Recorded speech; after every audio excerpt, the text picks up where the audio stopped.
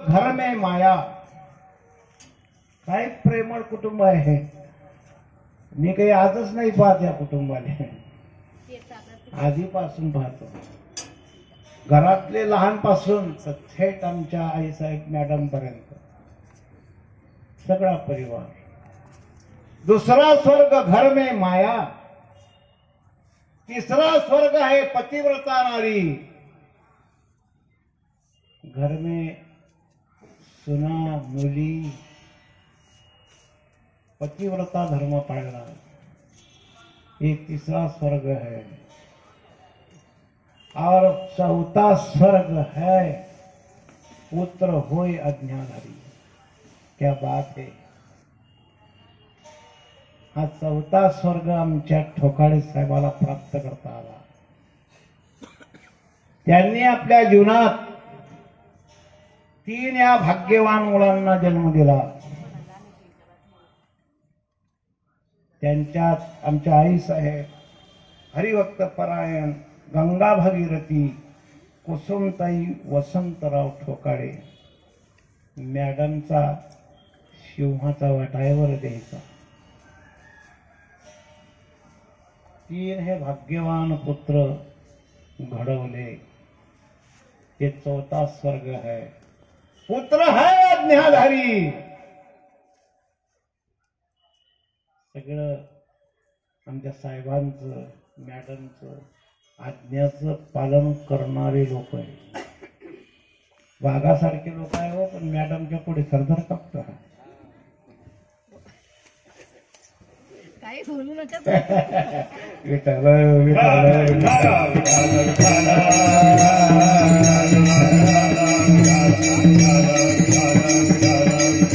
चार स्वर्ग प्राप्त करण्याचं सामर्थ्य कैलासवासी वसंतराव बाबूराव ठोकाळे हे इहलोकाला सोडून परलोकात विलीन झाले. आज 13 दिवस झाले. काय प्रेम आहे हो. आमच्या श्रीहरिभक्त परायण यशपाल वसंतराव ठोकाळे यांच्यासाठी त्यांचा पार्थिव देह राखण्यात आला. हो, दिनेश दादा ठोकाळे ते लांबवर होते ना. हो, जर्मनीला होते. तिकडनं याला वेळ झाला तोपर्यंत राखून ठेवण्यात आलं. हो, किती माया, किती प्रेम आहे. अंत शेवटचं दर्शन व्हावं वडिलांच्या देहाचं. अहो, पहिल्या दिवशी आमच्या श्रीहरिभक्त परायण प्रदीप दादा वसंतराव ठोकाळे रस्त्यात त्यांना तहान लागली, भूक लागली, चहा प्यासा वाटला, पण गाडी थांबवली नाही. ते म्हणत नाही थांबवायची. ते बाकीचे परिवारातले सगळे म्हणत तहान लागली थांबा ना. ते म्हटले नाही थांबायची. इथं घरी आले, आमच्या साहेबाजवळ बसले. साहेबांना जवळ घेतलं, डोळे भरून पाहिलं आणि गंगाजल तोंडात टाकलं. साहेबांनी आपला प्राण सोडला. काय भाग्य आहे. 4 पुत्र राया दशरथा, पण अंतकाळी एकही न होता. जे देवाच्या बापाला जमलं नाही ते आमच्या साहेबाला जमलं. विठ्ठल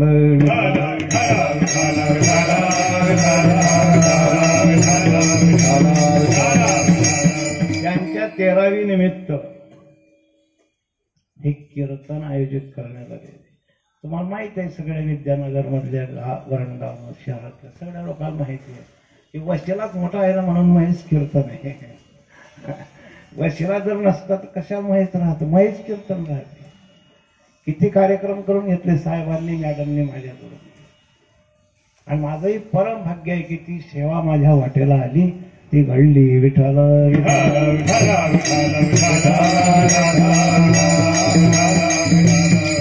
या सर पुढे. विठ्ठला विठ्ठला विठ्ठला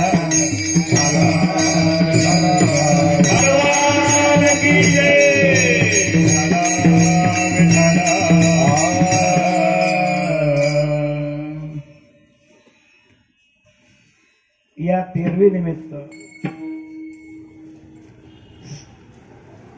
जगद्गुरु संत तुकाराम महाराजांचा 5 चरणाचा अभंग सेवेसाठी निवडलेला आहे.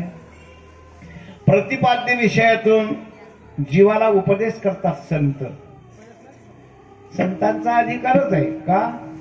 कारण संतांचा हा स्वभाव आहे. भागवतात एक ओवी दिलेली आहे नाथबाबांनी. ते म्हटले, दयार नव्हे द्रवली दृष्टी, तन मन धन वेचुनी गाठी, आणि अनाथावरी करुणा मोठी, उद्धरी संकटी दिनाते. हा संतांचा स्वभाव आहे. दिनांचा म्हणजे आपला, गरिबांचा. आपण गरीबच आहे ना हो, सगळेच गरीब आहे, श्रीमंत कोणीच नाही. सगळे देवाकडे मागता म्हणजे मग काय श्रीमंत असतील का? सगळेच देवाच्या दरबारात सगळे गरीब. तुमचा आपला उद्धार करण्यासाठी संत पुढे आले. संतांनी उपदेश केला. ते म्हटले, आम्ही जातो आपुल्या गावा. त्या अर्थी हे गाव आपलं. उपदेश आहे हा संतांचा. तैसा कडवळा निज स्वार्था, त्याहून अधिक अनाथ भूता, ये नाव परम कारुणिकता, जान तत्वता उद्धवा. भगवान उद्धवाला सांगता, संताविना प्राप्ती नाही. देव ते संत, देव ते संत, निमित्त त्या प्रतिमा. संताबाई माता देविता, संताबाई माता देविता आपे आप देव आपे आप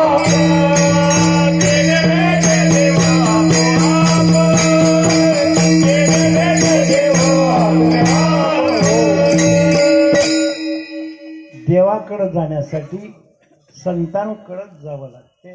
आणि संतांचा हा स्वभाव आहे निस्वार्थपणाने. म्हणून संत आपल्याला उपदेश करतात, आम्ही जातो आपुल्या गावा. गाव हे गाव आमचं नाही का? देवाने आम्हाला जन्माला घातलं या संसारात, या गावात. हे घर, हे पत्नी, मुलं, हा एवढा सुंदर संसार आमचा नाही का? नाही, आपला नाहीच. आपला होता नाही. हा इथलाच आहे, इथंच राहणार आहे. आपल्याला मात्र जावं लागणार आहे. तुम्ही म्हणाल का कसं शक्य आहे? देवाने दिलेला जन्म आम्हाला या संसारात, इथं आमचं कोणीच नाही. संतांनी त्याच्यावरती फुल्या मारल्या. संत नामदेव महाराज म्हणतात, अंत काळी मी परदेशी, ऐसे जानोनी मनसी, मनोनिया ऋषिकेशी, शरण तुझसी आलो. नव मास गर्भवासी, कष्ट झाले ज्या मातेसी, तीही निष्ठुर झाली कैसी, आणि दुरी राहिली. असं संतांचं म्हणणं आहे. आपलं कुणीच नाही. अशा प्रतिपाद्य विषयाच्या आशयातून संत तुकाराम महाराजांचा 5 चरणाचा अभंग सेवेसाठी घेतला. अगदी वेळेवरच कीर्तन थांबेल. 5 चरणाचाही असला, 7चा बी असला तरी कीर्तन वेळेवरच थांबेल. कारण मी नेहमी सांगतो, ज्याला वेळच कळत नाही त्याला देव कधीच कळणार नाही. क्योंकि वेळ मेरा भगवान का रूप है, वेळ टाइम मेरा भगवान का स्वरूप है. हा टाइम पुन्हा येणार नाही महाराज जीवनात. आमच्या साहेबाच्या 13व्याचं हे कीर्तन पुन्हा तुमच्या आमच्या आयुष्यात कधीच येणार नाही. विठ्ठल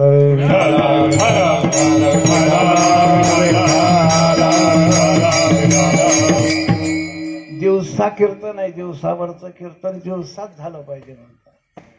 म्हणून अशा आशयानं ही सेवा माझ्या वाटेला आली. इथं योग्य दिवसा प्रत्येक जणाला उद्योग आहे मायबाप. पण आमचे श्रीहरिभक्तपरायण रमेश भाऊ, वारुण भाऊ, त्यांनी आपला अधिकार दाखवला. ते म्हटले असू द्या. आम्ही त्या दिवशी आले. ते ज्या दिवशी प्रेत इथून स्मशानापर्यंत नेलं, तो अभंग गात नेलं हो. आमच्या सगळ्या वरणगावातल्या टाळकरी मंडळी सगळे टाळ पखवाज विना घेऊन आले. सगळ्यांनी सहकार्य केलं आणि आजही हजर झाले. अजून दुधात साखर पडावी म्हणून इथं बावने दादाकडं नाम सत्ता चालू आहे, कीर्तन सत्ता चालू आहे, पारायण चालू आहे. तिथं आलेली ही गुणीजन मंडळी अतिशय वारकरीच्या माध्यमातून वारकऱ्याचा संप्रदाय सांभाळणारे एका खेड्यातले लोक आहे हो. बोदवड तालुक्यातील धोनखेडा नावाचं एक गाव आहे आणि त्या गावातील आमची ही गुणीजन मंडळी तिथं उपस्थित आहे. सुंदर असं गाणं, सुंदर असं गायन आणि वाद्य त्यांच्या सोबत आहे, त्यांच्या संगतीला आहे. त्यांच्या आमचे श्री हरिभक्तपरायण गणेश भाऊ खोले यांच्या विनंतीवरून आमच्या श्री हरिभक्तपरायण पखवाद वादक सरदार सिंग पाटील धोनखेडा त्यांनी विनंतीला मान